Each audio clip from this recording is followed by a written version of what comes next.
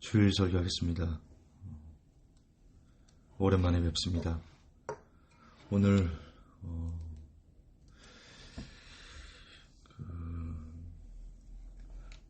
칼빈주의와 로마 카톨릭보다 더 중요한 전달하고 싶은 생각이 있어서 준비했습니다. 오늘 제목이 행복한 종말 준비입니다. 뒤에 나오겠지만 세상이 정말 어수선합니다. 제가 이번 주에 고속도로를 많이 달렸습니다. 일을 하려고 고속도로를 많이 달렸는데 지난주부터 제가 지방을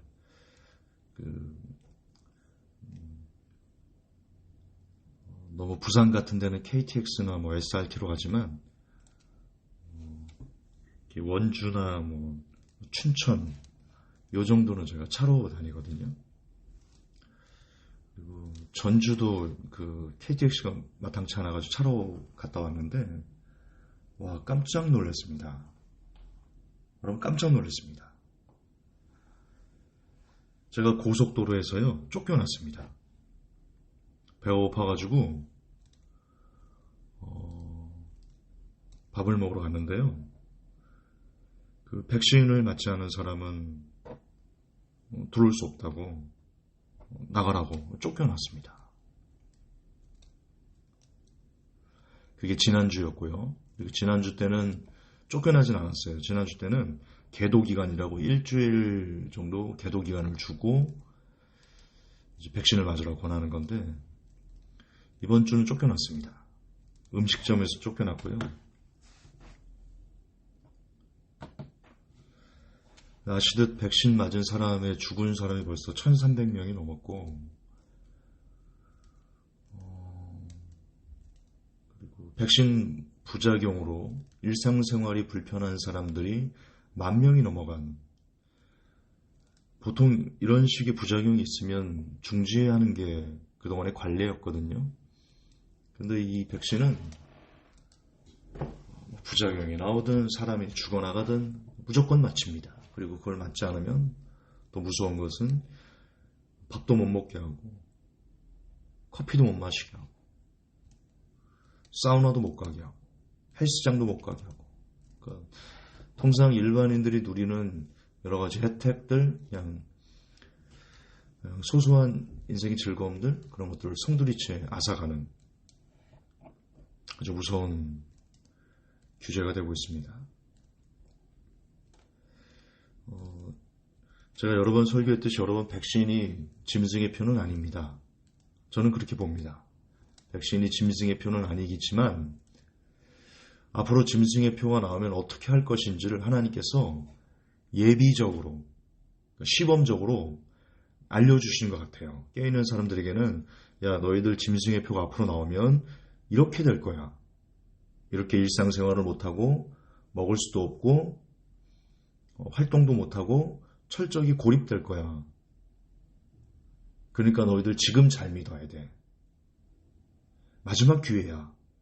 보여줄게. 어떻게 될지를. 저는 그런 사인이지 않나 싶습니다.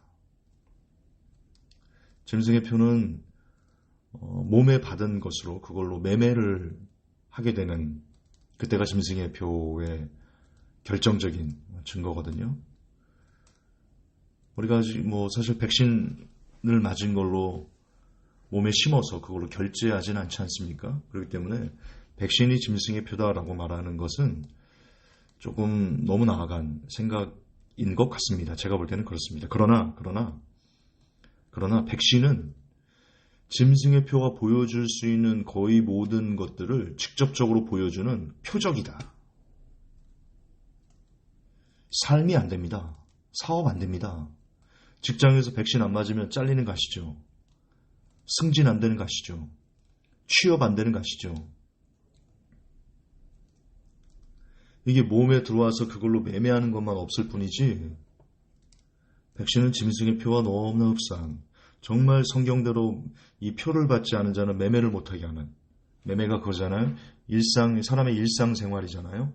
그 일상생활을 못하게 하는 거의 모든 내용들이 백신에 담겨 있습니다.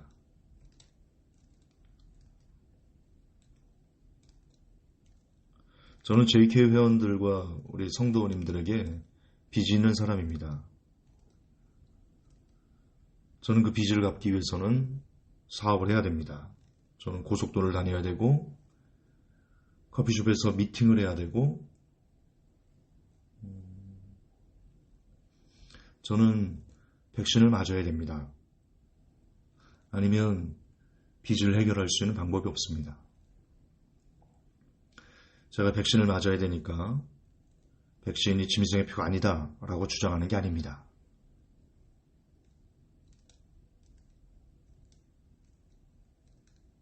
정말 백신이 짐승의 표는 아닙니다.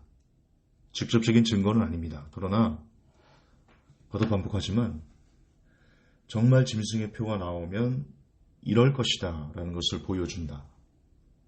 그리고 이게 어쩌면 하나님께서 우리에게 경고하시는 마지막 표적이 될 수도 있고요.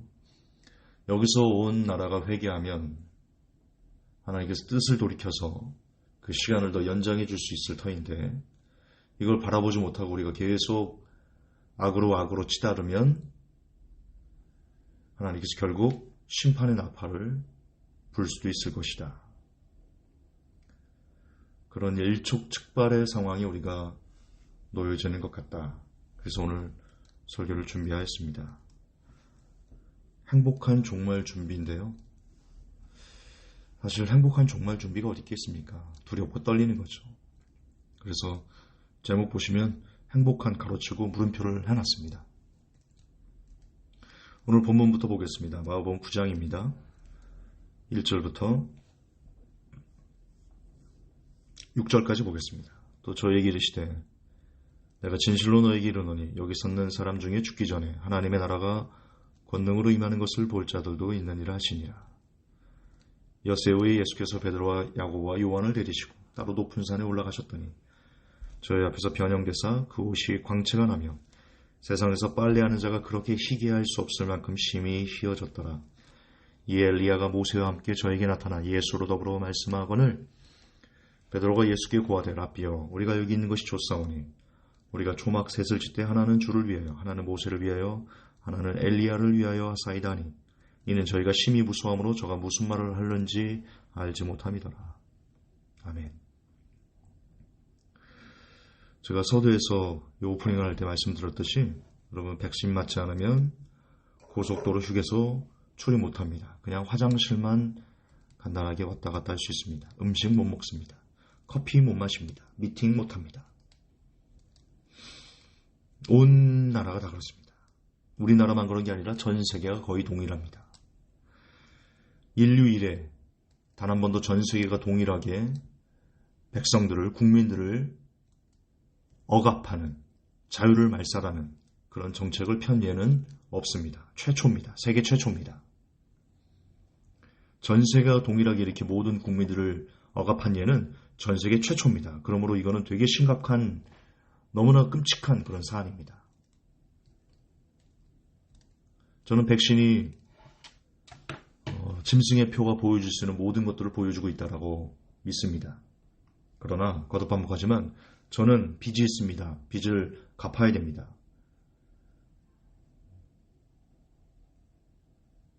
제 교회원들, 성도들 위해서 저는 사업을 계속해야 됩니다. 아마도 백신을 맞게 될 것입니다.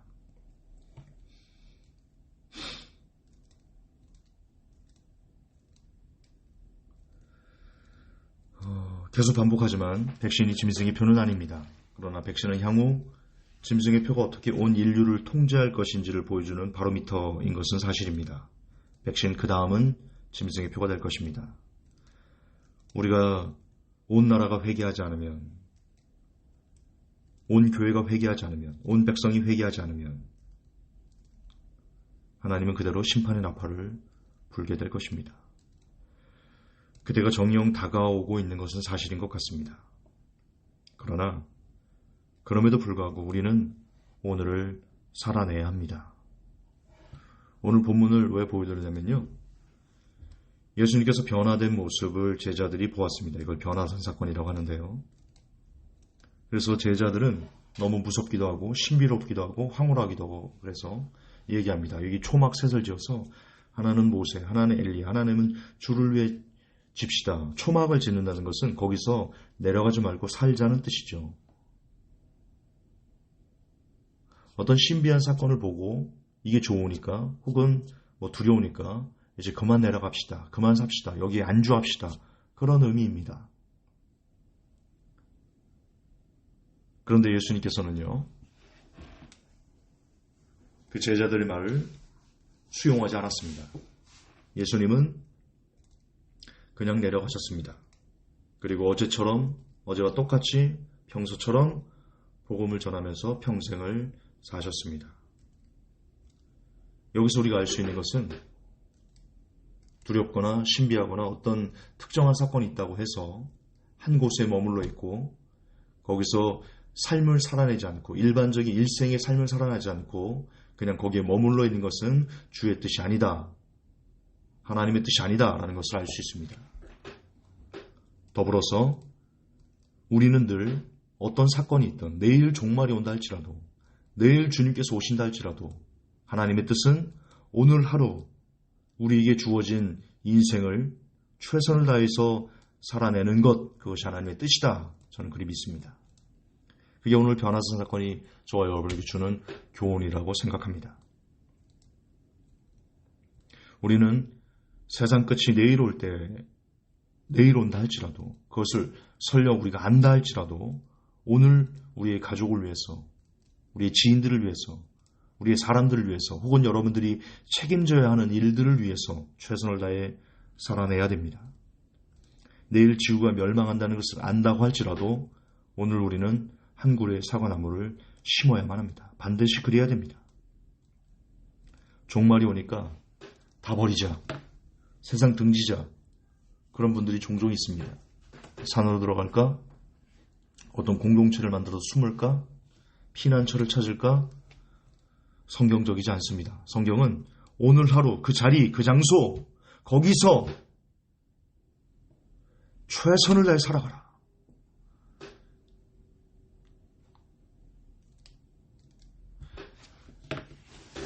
여러분, 하나님의 입장에서 봅시다. 하나님의 관점에서 종말이 온다는 것을 알고, 물론 그 시와 때는 아무도 모릅니다. 심지어 아들도 모른다 했습니다. 하나님만 아신다 했습니다. 그리고 그게 왜 하나님만 아시냐면요, 저는 그렇게 생각합니다. 성경을 전체적으로 보면 하나님께서 어떤 심판을 계획하셔도 사람이 그것을 회개하면 그 심판이 연기되거나 취소되거나 합니다. 따라서 왜 모를 수밖에 없냐면 하나님께서 인간이 어떻게 하는지에 따라서 그 심판을 집행할 것인지 아니면 유보할 것인지 아니면 취소할 것인지를 그분이 결정하시기 때문입니다. 제가 보는 성경은 그렇습니다. 틀릴 수 있습니다. 모든 주권은 하나님에게 있다. 그래서 하나님의 관점에서 볼 때 이제 종말이 온다. 그것을 깨닫고 한 무리는 가정도 버리고 직장도 버리고 삶도 버리고 따로 어디 동굴로 가든 산으로 가든 바다로 가든 아니 교회처럼 어떤 섬을 사가지고 해외로 도피를 하든 거기서 모여서 자기들끼리 매일 찬양하고 거기서 매일 예배하고 주님 어서 오세요. 그렇게 박수 치면서 그것만 하면서 사는 사람들하고 종말이 온다는 것을 알았으면 내가 그동안 사랑하지 못했던 사람들, 내가 그동안 용서하지 못했던 사람들, 그동안 내가 책임지지 못했던 일들, 그런 것들을 해결하기 위해서, 더 사랑하기 위해서, 더 용서하기 위해서, 더 책임지기 위해서 오늘 하루 내게 주어진 24시간의 삶을 쪼개서 더 열심히 하나님을 위해서, 사람을 위해서 살아가는 사람이 있다고 하면 하나님께서 그 두 부류의 사람들을 보셨을 때 누구를 데려가실까요? 누구를 휴거시켜 데려가실 것 같습니까? 하나님의 관점에서 보면 후자입니다. 저는 그리 믿습니다.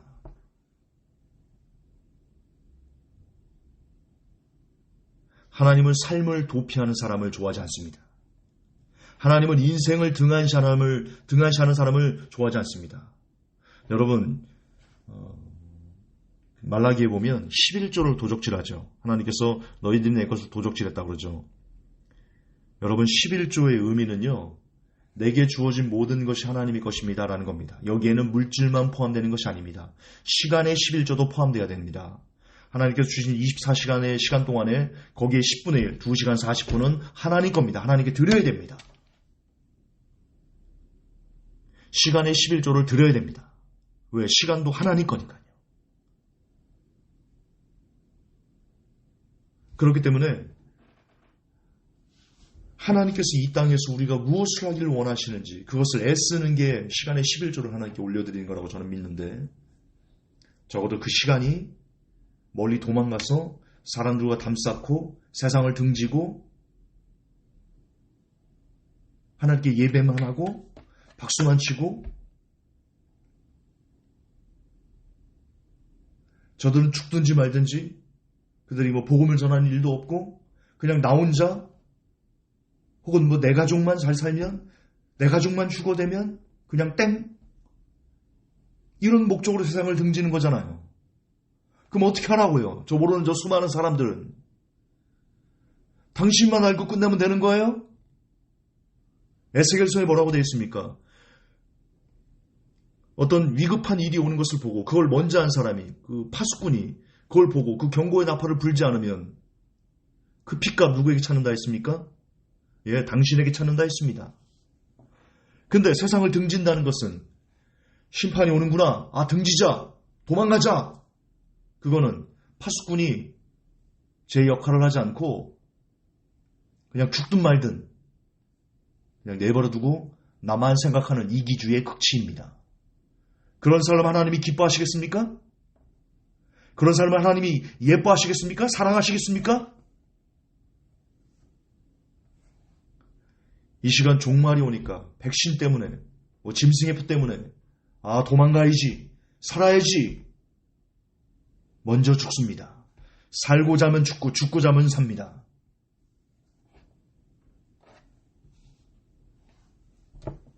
종말이 올수록 우리는 그리스도의 편지가 되어야 됩니다. 다시 얘기하지만 그동안 하지 못했던 사랑, 그동안 하지 못했던 용서, 그동안 책임지지 못했던 무책임함을 벗어버리고 더 책임지려 하고 더 사랑하려 하고 더 용서하려 하고, 그렇게 이 땅에서 예수님께서 죽음을 앞두고 마지막에 하신 일, 무릎을 꿇고 수건을 허리에 동이고 제자들의 발을 씻겼던, 죽음 직전에 하셨던 그 일, 종말이 오는 것을 보면 우리도 그리해야 됩니다. 우리도 그렇게 자세를 낮추고 수건을 허리에 동이고 그동안 우리가 씻기지 않았던 사람들의 발을 씻기면서 섬겨가면서 위에 가면서 존중해 가면서 사랑해 가면서 책임져 가면서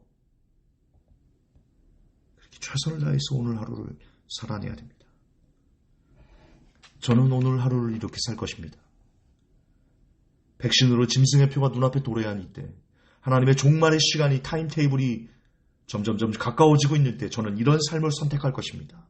매일 새벽기도 할 것입니다. 지금 저 매일 새벽기도 하고 있습니다. 하고 제 성격 아시죠? 안 하는 거 안 한다 합니다. 잘못한 거 잘못한 거 인정합니다. 저 매일 새벽기도 합니다. 꾸준히 합니다. 이게 제가 종말 때 제가 해야만 하는 일이기 때문입니다. 매일 성경 읽기 저 합니다. 매일 성경 읽습니다. 책임져야 하는 일들에 대해 책임감을 짓고 일하는 거, 저 책임질 겁니다. 내일 짐승의 표를 받아달, 짐승의 표는 제가 거부하겠지만, 그리고 짐승의 표는 모든 사람들이 거부해야 되는, 성도들이라면 마땅히 해야 되는 하나님과의 언약의 관계지만, 그게 아닌 이상 저는 끝까지 책임질 것입니다. 그 일을 위해서 저는 미친 듯이 일할 것입니다.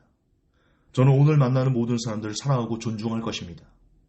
그들을 섬길 것입니다. 그들에게 그리스도가 얼마나 좋은 분이신지를 제 삶으로 보여내는 삶을 살아내고 싶습니다.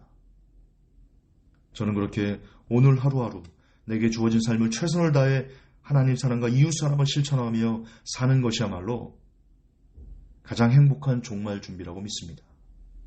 종말이 다가오고 있는 것 사실입니다. 그러나 그렇다고 두려워하거나 세상을 등지는 일은 어리석은 일입니다. 이기주의적인 발상이고 하나님의 뜻이 아닙니다.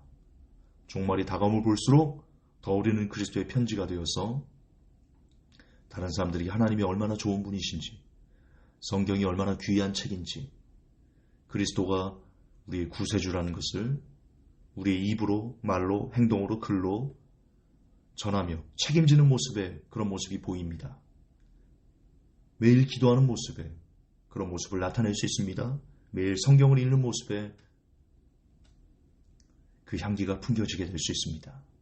그렇게 여러분이 만나는 모든 사람들, 특히 가족들, 그리고 지인들, 함께하는 파트너들, 동료들, 우리가 만나는 모든 사람들, 그들을 사랑하고 존중하는 그리스도의 편지가 될 수 있기를, 그런 제가 될 수 있기를 예수님의 이름으로 감히 권면합니다. 하나님,